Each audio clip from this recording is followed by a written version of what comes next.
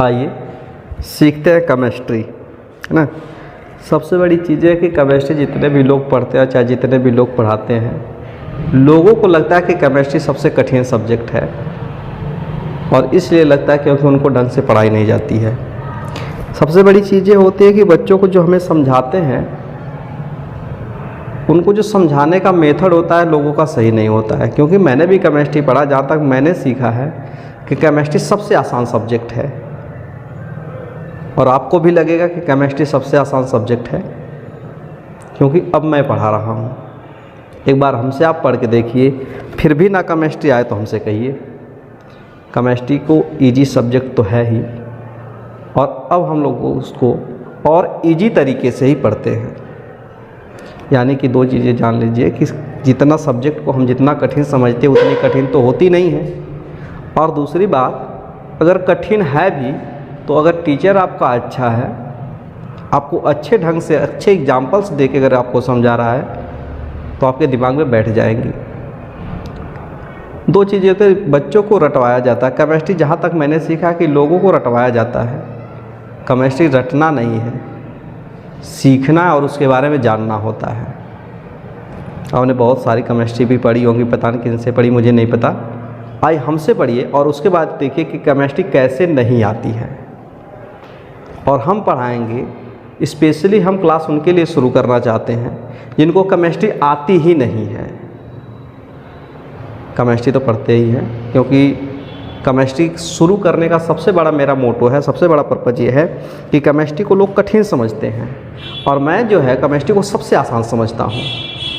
लोग पता नहीं कैसे पढ़े कैसे नहीं पढ़े, उनकी मर्ज़ी है। एक बार हमसे पढ़िए, फिर भी ना केमिस्ट्री आए तो कहिए, है ना।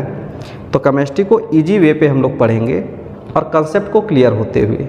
दूसरी बात, मैं हर बार कहूँगा कि केमिस्ट्री रटने वाली सब्जेक्ट नहीं है, समझने वाली है। इसमें बहुत ही कंसेप्चुअल सब्जेक्ट होती है केमिस्ट्री। और जबकि मैंने जो देखा है, बच्चों को रटवाया जाता है, कहा जाता है कि कल इसको याद करके आना। उसमें केमिस्ट्री में ऐसा कुछ भी नहीं है जिसको बच्चे पे प्रेशर दिया जाए कि तुम इसे याद करके आओ, क्योंकि हंसते हुए सीखने वाली सब्जेक्ट है, और इसमें रटने जैसा कोई भी सब पॉइंट नहीं है। तो केमिस्ट्री सीखना है, दो तीन चीज़ें तो याद रखिए।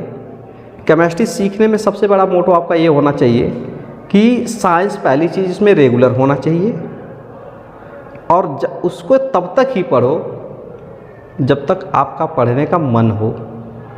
बिना मन के पढ़ोगे तो साइंस तो बिल्कुल ना सीख पाओगे, और जब बिना मन के आप पढ़ेंगे, इसीलिए बताया जाता है कि टीचर आपको रटवाते, क्योंकि आपको पढ़ते तो है नहीं मन से, और ज़बरदस्ती जब आपको चीज़ें थोपी जाती हैं तब आपको रटने का एक उद्देश्य बना दिया जाता है। बच्चे रटो, रटना है नहीं, समझना है। और इस चीज़ को, आसान भाषा को, आसान सब्जेक्ट को आसान भाषा में आसान तरीके से सीखते हैं। आइए जानते हैं केमिस्ट्री के बारे में। पहले तो हम जानेंगे केमिस्ट्री है क्या, शुरू कहाँ से हुई है, क्या करने के लिए शुरू हुई है, और ये कहाँ से कैसे जाती है, और इसका लाइफ में रोल क्या है। तो सबसे बड़ी चीज़ें हैं कि साइंस केमिस्ट्री ऐसी सब्जेक्ट होती है, इसको हम लोग सेंट्रल सब्जेक्ट भी बोलते हैं। सेंट्रल सब्जेक्ट होने का मतलब, क्योंकि हमको पता है कि केमिस्ट्री अगर हम लोग पढ़ते हैं तो दो चीज़ें हमारी फील्ड होती हैं। मैंने आपको बताया दो फील्ड है, ये ना। एक फील्ड है इंजीनियरिंग की,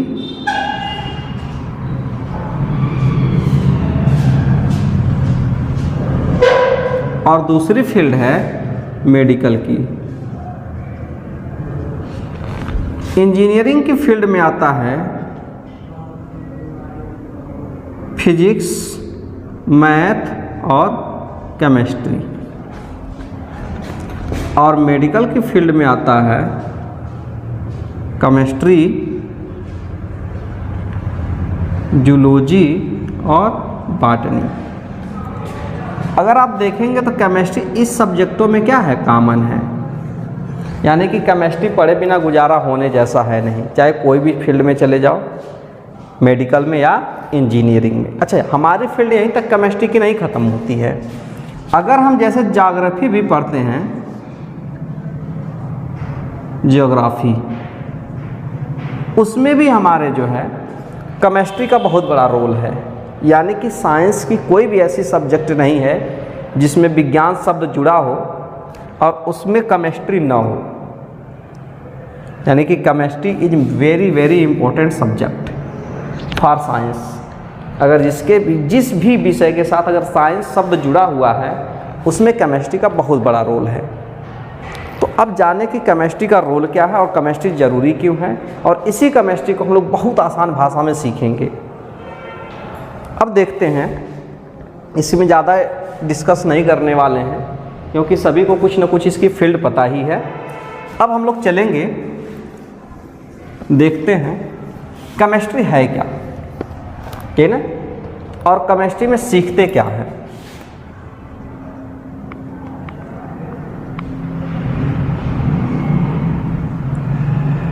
ठीक ना, इसमें देखेंगे a branch of science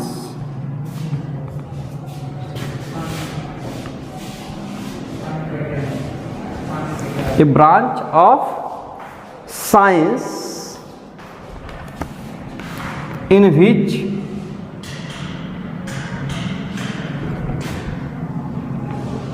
study of matter और या लिख सकते हैं property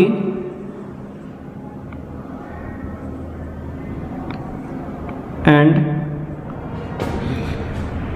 structure behaviour of matter,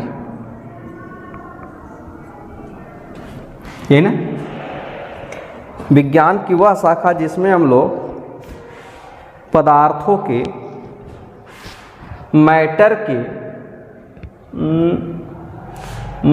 के जो है बिहेवियर के बारे में, उसकी स्ट्रक्चर के बारे में और उसकी प्रॉपर्टीज़ के बारे में हम लोग सीखते हैं, उससे क्या कहते हैं, केमिस्ट्री कहते हैं। अच्छा, इस केमिस्ट्री में देखेंगे एक चीज़। अच्छा, ये सारी चीज़ें क्या होती है, स्पेशली जो होता है इंटरनल ऑब्जर्वेशन होता है।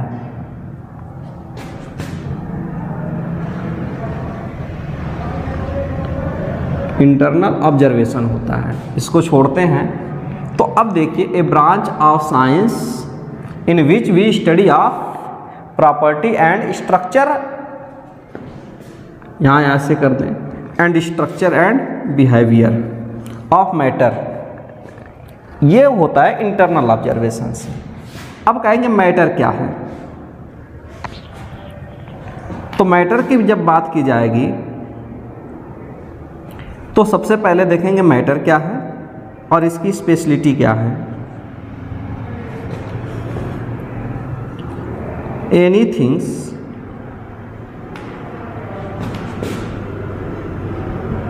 which have mass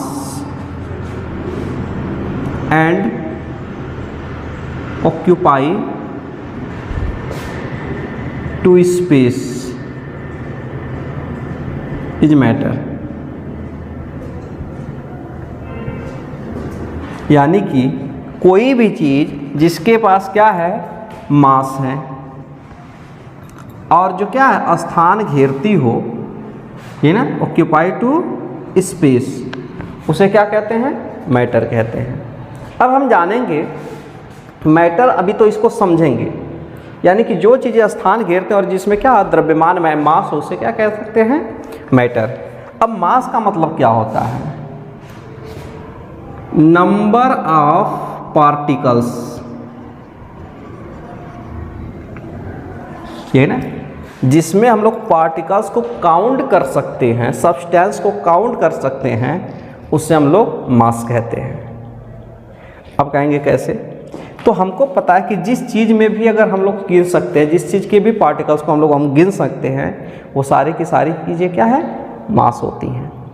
for example ले लेते हैं, जैसे पूछ दिया गया कि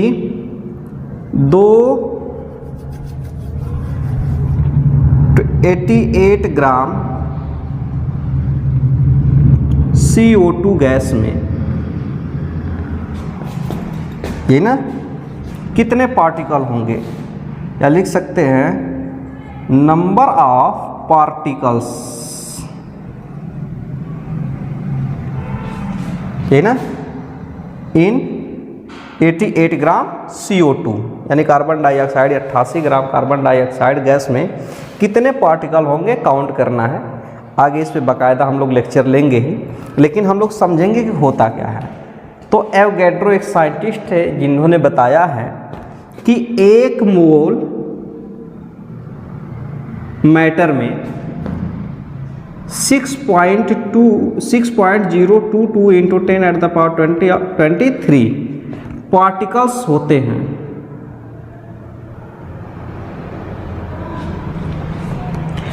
एक मोल में 6.022 × 10⁻23 पार्टिकल होते हैं। अब कहेंगे तो 88 ग्राम में, तो पहले हम इसमें मोल निकालेंगे कि कितने मोल होते हैं। तो मोल बराबर होता है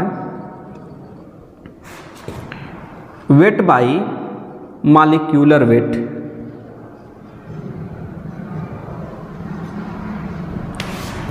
अब यहाँ से निकालेंगे वेट हमारा कितना है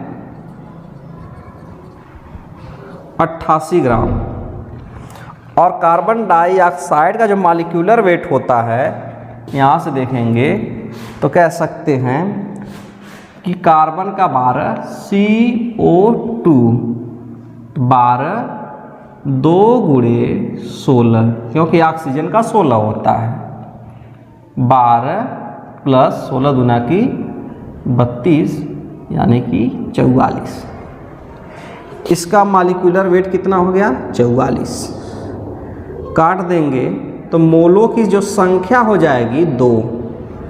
अब यहाँ से समझिए, 1 मोल में पार्टिकल्स की संख्या होती 6.22 × 10⁻23, तो 2 मोल में कितने होगी नंबर ऑफ पार्टिकल्स हो जाएंगे कि 2 × 6.022 × 10⁻23, या इसे लिख सकते हैं 12.044 × 10⁻23 पार्टिकल्स। यानी अगर सीधे सीधे तौर पे कहा जाए तो हम किसी भी चीज़ के पार्टिकल्स को गिन सकते हैं अगर वो क्या है मास है तो, मैटर है तो। यानी कि कह सकते हैं कि अगर मास तभी होगा जिसमें उसके पार्टिकल की संख्या को काउंट किया जा सके। तो हमने गैस को गिन लिए, पानी के भी पार्टिकल्स को हम गिन सकते हैं, गैस को गिन सकते हैं, सॉलिड को तो गिन ही सकते हैं। तो जितनी भी चीज़ें हैं काउंट कर सकते हैं, वो क्या होंगी मास होंगी। अब स्पेस कवर करने की बात रह गई। स्पेस कवर करने का सीधा सीधा मतलब है कि अगर कोई चीज़ जहाँ भी रख दी जाए वहाँ दूसरी चीज़ अगर नहीं जा सकती, इसका मतलब उसने स्पेस को कवर कर रखा है। फॉर एग्जाम्पल पे अगर हम लोग चलते हैं, अगर मान लो कि एक कमरा है, बहुत बड़ा है, अगर इसमें हम किसी चीज़ को रखते हैं, पानी भर देते हैं, जिस पानी का वॉल्यूम जो है 500 या 50,000 लीटर है, ठीक। अगर 50,000 लीटर में कमरा पानी से फुल हो जा रहा है बॉक्स, तो इसका मतलब इस पानी ने कितना जगह घेरा 50,000 लीटर इसने वॉल्यूम को कवर किया है। अगर इसमें इसके अलावा इसमें कुछ भी डालेंगे तो इससे बाहर आ जाएगा, क्यों? क्योंकि इसने कवर कर रखा है। अगर इसमें हम चारों कोनों लाइट लगा देते हैं, कमरे को पानी निकाले, इसमें लाइट लगा दिया, पूरा कमरा जो है प्रकाश से भर गया। और जब ये कमरा प्रकाश से भर जाएगा, फिर भी ये कमरा पूरा तो भर गया, फिर पानी भरेंगे तब कितना आएगा? फिर वही पूरे कितने 50,000 लीटर। यानी कि पानी का जो जितना वॉल्यूम पहले उसमें आया था उतना वॉल्यूम अब भी उसमें आ रहा है। दूसरे शब्दों में कह सकते हैं कि प्रकाश ने कोई जगह नहीं घेरी है, ये ना। तो यानी प्रकाश मैटर नहीं होता है ना। इस तरह से बहुत सारे एग्जाम्पल्स हैं, जैसे हमारी फीलिंग हो सकती है, ये ना, उसको हम काउंट कर नहीं सकते। ये ना, कुछ भी हमारी भूख लग गई, भूख लगने का मतलब क्या, हमारी फीलिंग है, गुस्सा आना हमारी फीलिंग है, खुश होना हमारी फीलिंग है। तो जितनी फीलिंग वगैरह सारी चीज़ें हैं ना, इसका कोई पैमाना ना इसको काउंट किया जा सकता है, ना ये जगह घेरती, इसलिए मैटर नहीं हो सकती। तो पहले हमने सीखा कि केमिस्ट्री है क्या, ये branch of science in which we study about the property structure and behaviour of matters. और ये जो ऑब्जर्वेशन होता है, स्टडी होती है, वो कैसी होती है, इंटरनल ऑब्जर्वेशन होती है। इसके बाद मैटर के बारे में मैंने बताया कि मैटर है क्या। तो मैटर वो चीज, any things which have mass and occupy to space, कोई भी चीज़ जो स्थान घेरती हो, जिसमें द्रव्यमान हो, द्रव्यमान एक कण, मान माने संख्या, जिसमें कणों की संख्या होती है उसे द्रव्यमान कहते हैं, मास। जो कणों को काउंट किया जा सकता है उसे क्या कह सकते हैं, मास कहते हैं। जैसा कि मैंने आपको एग्जांपल बताया कि 88 ग्राम या CO2 गैस में कितने पार्टिकल्स होंगे, पानी के पार्टिकल्स को काउंट किया जा सकता है, जिसके भी पार्टिकल्स को काउंट किया जा सकता है, सब्सटेंस को काउंट किया जा सकता है, वो सारे के सारे क्या हैं, मास है, और मास है तो मैटर है। तो हमने सीखा कि अब तक क्या है, मास क्या होता है, मैटर क्या होता है, और केमिस्ट्री क्या है। अब हम लोग पढ़ेंगे ब्रांचेस ऑफ साइंस, ये केमिस्ट्री में भी ब्रांच हैं।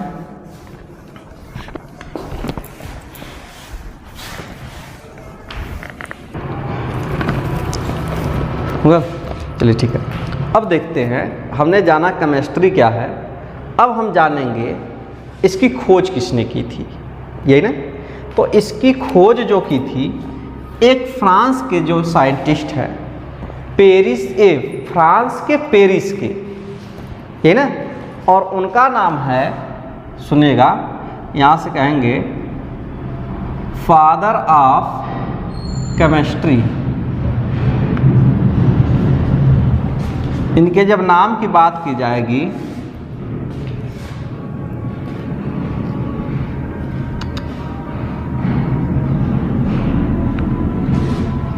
एंटोइन लॉरेंट दी लेवाइजर, ये इनका पूरा नाम है। कहाँ के थे, फ्रांस के थे। फ्रांस में कहाँ के, पेरिस में थे। कब से कब तक थे, इनका जो जन्म था 1743 में, और जो है 1794 में इनका जो है निधन हो गया। तो अब जानेंगे कि इनका जो है नाम क्या था। अब कहेंगे इनके फादर यही क्यों हैं। रीजन की जब बात की जाए तो फ्रांस के वहाँ की जो मिट्टी होती है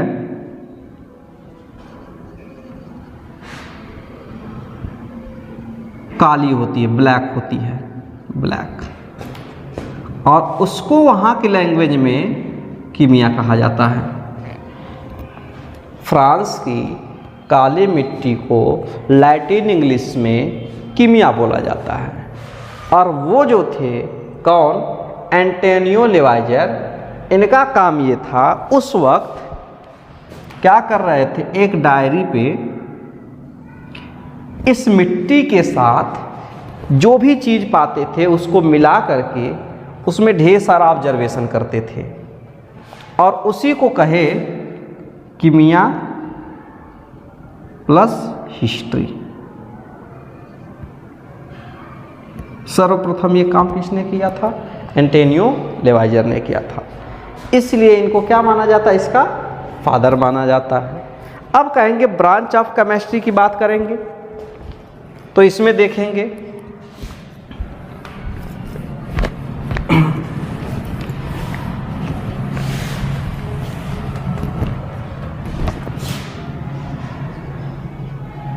ब्रांच ऑफ केमिस्ट्री, पहला होता है इनऑर्गेनिक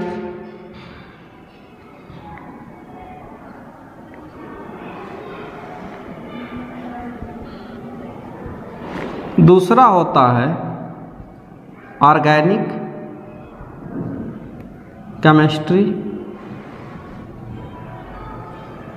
और तीसरा होता है फिजिकल केमिस्ट्री।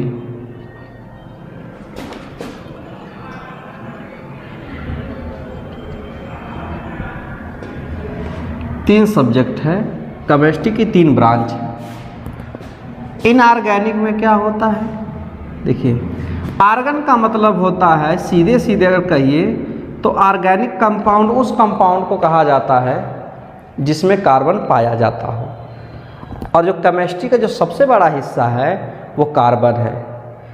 ये मान के चलिए कि कार्बन केमिस्ट्री का किंग होता है। तो कार्बन जिस कंपाउंड में कार्बन पाया जाता हो उसे क्या कहते हैं, ऑर्गेनिक केमिस्ट्री। और जिसमें कार्बन को छोड़ करके जो भी पाया जाता हो वो इनऑर्गेनिक केमिस्ट्री है। यानी कि इनऑर्गेनिक केमिस्ट्री वो केमिस्ट्री होती है जिसमें बहुत सारे केमिकल रिएक्शन होते हैं, कुछ भी होता है, बट उस कंपाउंड के साथ कार्बन का कोई लेना देना नहीं होना। ऑर्गेनिक केमिस्ट्री, इसमें सिर्फ और सिर्फ कार्बन और उसी के कंपाउंड के बारे में स्टडी करना होता है। रह गई फिजिकल केमिस्ट्री की बात, तो फिजिकल केमिस्ट्री एक प्रकार का, इसको फिजिकल नाम इसलिए दिया गया है क्योंकि इस केमिस्ट्री में स्पेशली हम लोग क्या सीखते हैं, फोर्स, एनर्जी। क्योंकि फिजिक्स हमेशा यही बताती है कि physics is a branch of science in which we study about the force and energy. यानी कि भौतिक विज्ञान में कुल मिला जुला के क्या सीखा जाता है, बल और ऊर्जा। और इसमें भी फिजिकल केमिस्ट्री में भी कुल मिला जुला के केमिकल रिएक्शन के कारण, केमिकल रिएक्शन के बाद बल और ऊर्जा का अध्ययन किया जाता है, इसीलिए इसका नाम क्या है, फिजिकल केमिस्ट्री है। यानी कि यह केमिस्ट्री की या रसायन विज्ञान की वह ब्रांच है, वह शाखा है जिसमें होने वाले केमिकल रिएक्शन के कारण निकलने वाली ऊर्जा, आने वाली ऊर्जा, जाने वाली ऊर्जा, तापमान जो भी है और बलों इत्यादि के बारे में अध्ययन करते हैं। यानी कि सुनिएगा ध्यान से, इसमें उन कंपाउंड के बारे में बनने का तरीका, बनने के बाद गुणधर्म, मतलब जो भी बनता है उन कंपाउंड के बारे में सीखना है जिसमें कार्बन नहीं है। इसमें उसके बारे में सीखना है जिसमें कार्बन है। और ये बता रहा है कि बनने के बाद उसमें से ऊर्जा निकलेगी कि आएगी, वह बल लगाएगा क्या होगा, यानी उसमें से बल और ऊर्जा का अध्ययन करेंगे। ठीक है, नेक्स्ट वीडियो में हम लोग पढ़ेंगे कि सॉलिड यानी कि जो मैटर है उसकी स्टेट क्या है। उसकी स्टेट तीन होती हैं, सॉलिड, लिक्विड, गैस। अब वो सॉलिड, लिक्विड, गैस ही क्यों है उसके बारे में रीजन के साथ हम लोग नेक्स्ट वीडियो में देखेंगे, द स्टेट ऑफ मैटर।